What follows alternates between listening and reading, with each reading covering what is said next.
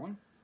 Today we're going to be having a look at the Wyze Cam. Now you would have seen this on the internet, well some of us may have, and it's a new camera that's come out. There you are, having a look at it, and if you're in America they're about $20, in Australian, well we always pay a bit more for everything, probably closer to 35.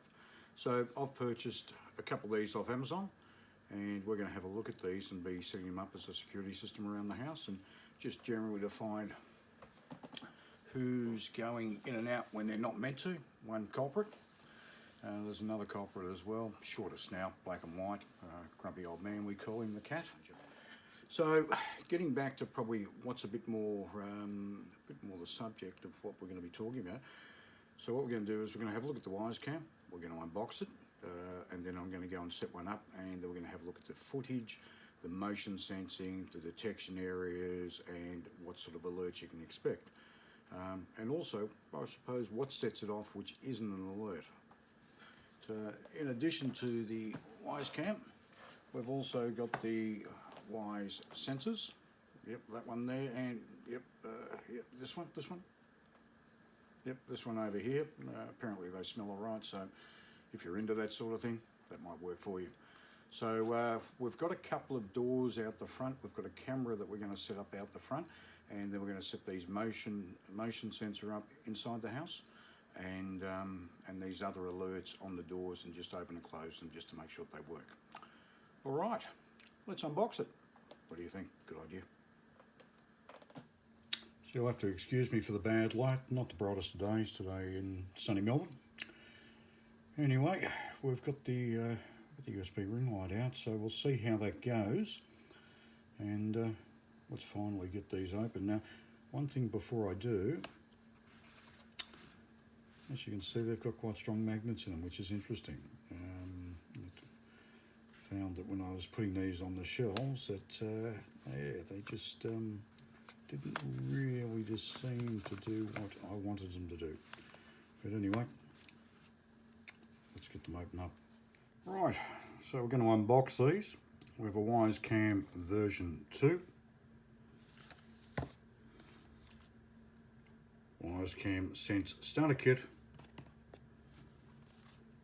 and a Wyze Scent Contact Sensor Kit. So let's move these two out of the way, and let's unbox the Wyze Cam V2 or version 2. If we open it up, we have a box within inside a box. Inside this,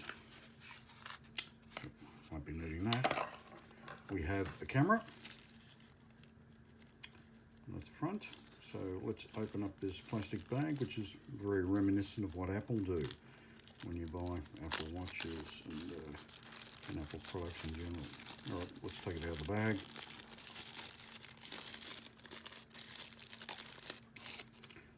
So the camera, there's a plastic cover on the front, motion sensor on the bottom,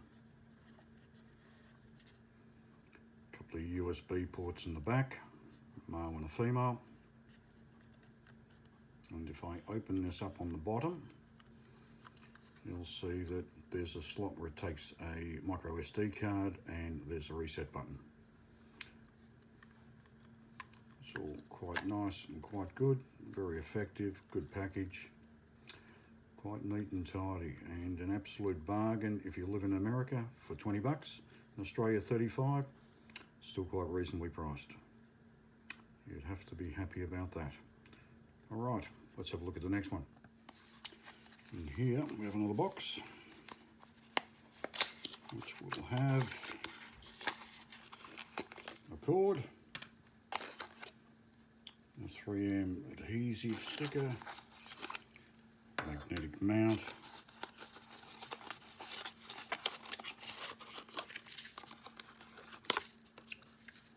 power adapter, and something you shouldn't leave lying around, the small checkered mate. I'll be needing that. And that's pretty much about it. Right, so I've downloaded the app, installed on the smartphone, and the next step is to plug the camera in and charge it up using this. Now, Being an American camera and living in Australia, that obviously not going to work too well. What I do have is a couple of these Apple adapters, put out the same wattage, same power, and I think this will work quite fine to power this phone. All right, I'll plug it in, get it started, and we'll plug this into the wall. Right, so let's remove the plastic from the front. So it's not really going to help us get a decent sort of a picture on it. Now that's plugged into the wall, let's put the power into the camera. That's in, that's charging. So I've got a yellow light. It should be quite clear to see.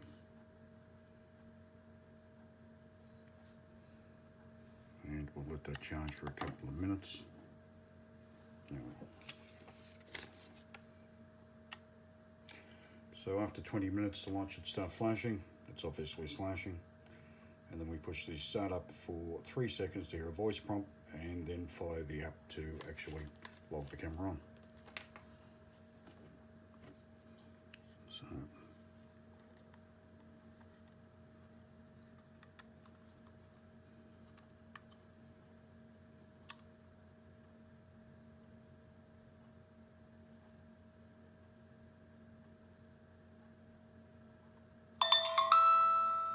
ready to connect. right, connection.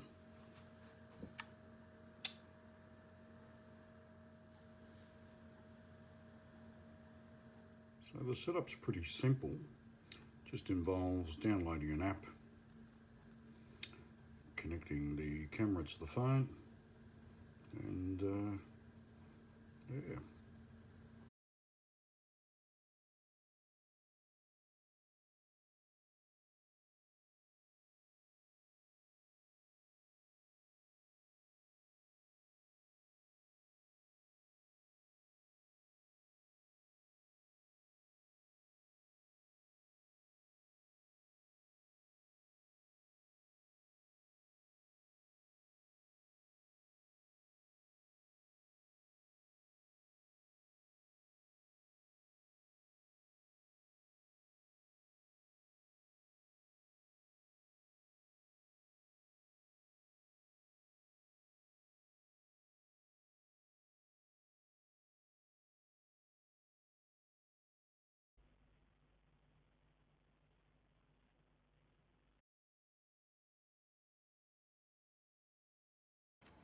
So we've finished the installation of the Wyze Cam and just mounted it up out of the weather on the edge of the garage, and just got the garage door in the picture, so you can see the garage door is open or closed.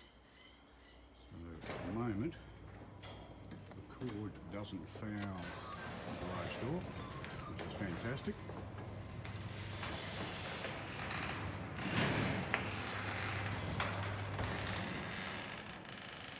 As you can see, the camera's just mounted on the backing plate, which has been stuck to the wall, and then the cord's been run down and across and into a power point. So haven't needed an extension cord, quite a neat and tidy installation. And in a moment I'll probably end up sending an alert off. Anyway, so that's one camera that's installed, and I'll just show the other one. The door closed, you can see that's quite neat and tidy, and the cord's well and truly tucked out of the way.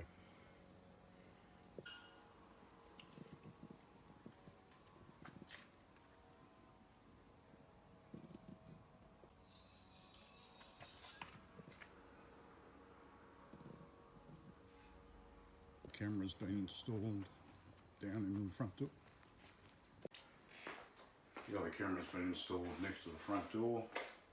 And just again run the cord over there and down to an outside plug on the outside.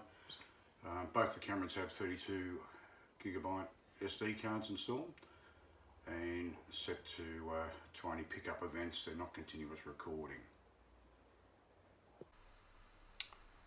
May I have a look at the image quality and the camera next to the house at the moment is set in standard definition. That offers a very good picture, and it's very clear and very easy to identify people. Of now changing the camera setting to high definition, there doesn't appear to be a noticeable improvement in picture quality. That being said, still a good picture. Looking at the garage now, and that's the image quality in standard definition, which again is a very good picture, and a lot less false alerts because the camera sits a bit higher. This is the image downloaded in high definition, and again not a noticeable improvement. But that said, all the images to my mind are quite satisfactory. We're now going to look at camera settings to try and avoid these sorts of problems and false alerts that we get from the furry fiends that roam up and down our property. What we've basically done is we've stayed away from any fancy and just had standard settings. So if you go to the camera setting, in event recording, we've got motion detection and sound detection turned on. Send notifications, both yes to motion and sound. In the detection settings, set the sensitivities rather low. Detection zone, turn that off, reduces false alerts.